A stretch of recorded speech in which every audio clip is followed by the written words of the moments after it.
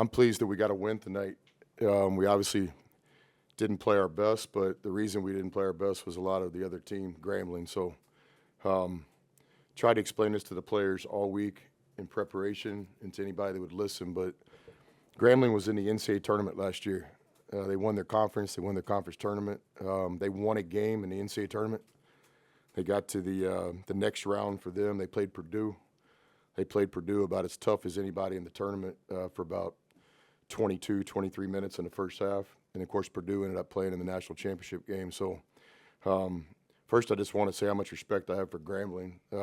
7 returning players that were on the team last year that played in the NCAA tournament. A couple of those guys were red shirts, but 7 guys, if I'm not mistaken. They had 3 junior college players that are grown men. A couple of them played really well tonight, and their transfer, played at NC State last year. And, of course, NC State made the Final Four. So that was a veteran team, and they had our full attention. This isn't going to be one of these deals where, Ole Miss didn't play well. That's an NCAA tournament team. That's where we're trying to get. They got good players. They got a really good coach. We got to play better, obviously. Some good things in tonight's game. I think we turned them over 20 times, and we took care of the ball.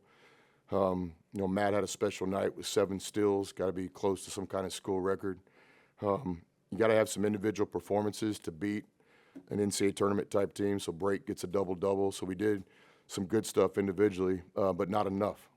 We had a lot of other individual players that didn't impact the game with performance. So, we got out-rebounded tonight, which will continue to be a focus that we got to get cleaned up. But I think the story is not that Ole Miss didn't play well tonight. We're fortunate to get a win at home.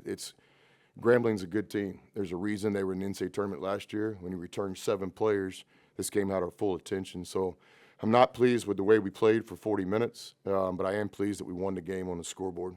Any questions? How much did their interior length maybe make it tough to attack them inside? I think they had 4 blocks in the first half. Yeah, it's the identity of their team. Coach runs a no-middle defense. We have a relationship with him since we played him at Texas Tech, and they do a great job of it. It was hard to get the ball middle tonight, and when we did get the ball to the basket, they impacted the game with their rim protection. And it's not always just a block shot either. We had a lot of contested shots in there, and we could have done a much better job finishing. We could have done a much better job understanding the scout report, playing off of 2 feet. But, again, give Grambling a lot of credit. Their rim protection did affect our offensive performance tonight. Chris, I think when y'all went up 9, and I think after it was like a 29-6 run or something like that, just kind of during those last 6 minutes, what do you kind of feel like were the biggest, problems offensively, especially that caused y'all during those last 6 minutes? Yeah, so, we had a run in the game. I think we had a 20-0 run, which is kind of a special run. We were able to hold them scoreless in a couple 4-minute games, so that's the positive. On the flip side, they had a run. And I thought late in the game, we have to make our free throws. We have to understand time and score. And we got good players, and we got guys that are used to, being that guy. Their hearts are in the right place. They want to make that play in winning time, but sometimes the play in winning time isn't a shot with a lot of shot clock left. So I thought one of the shots Diaz shot in the paint was rushed, and I thought Padula's top of the key 3 was rushed. Now, are those okay shots for those guys? Yeah, they're good shots maybe, but not at that time and score. So something we'll have to continue to work on. We work on it every day in practice. Winning time, the game changes a little bit in winning time. Shot selection changes. We had some very undisciplined fouls late in the game. So lots to learn from. Again, I'm pleased that we won. And I'm never going to sit up here and lie to you guys. I'll tell you. But tonight, the story, Grambling's a good team. I mean, when you return that many starters from an NCAA tournament team and you got a really good coach. So we were fortunate to win tonight when we didn't have our A effort, especially by certain individual players, didn't play as well as they could play. And certainly it's coaching too. I mean, we got to do a better job getting the guys prepared. So it's all of us, myself included.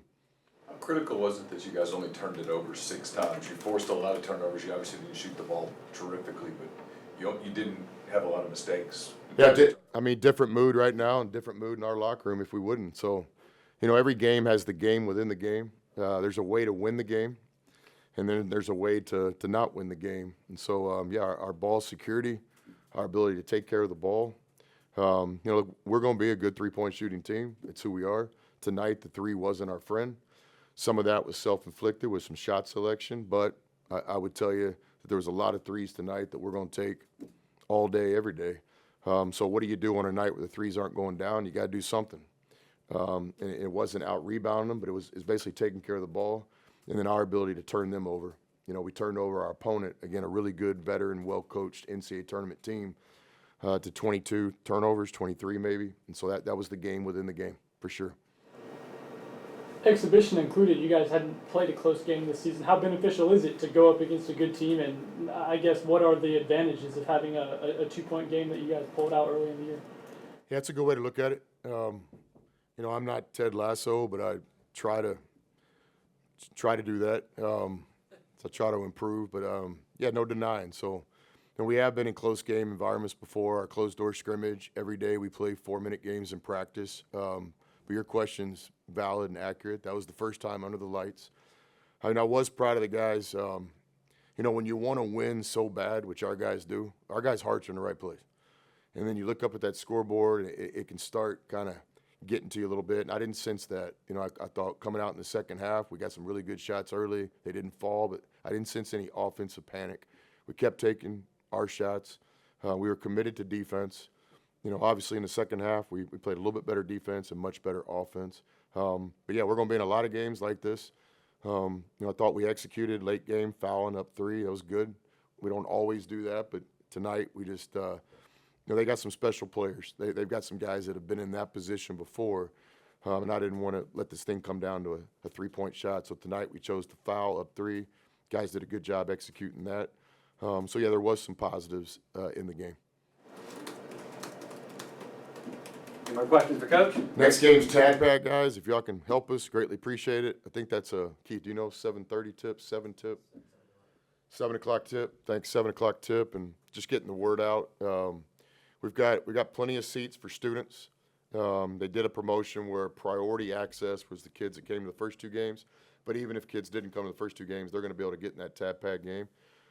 There's still regular season general admission tickets for this game.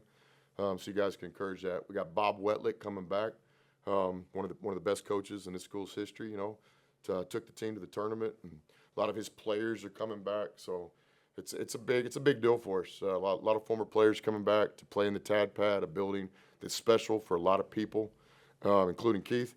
So if you guys could help us promote that game, I greatly appreciate it. 7 o'clock tip on Tuesday, Tad Pad game.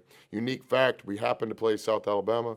Bob Wetlick was also the head coach of South Alabama, so all sorts of good stuff to write about on this game. All right, thank you.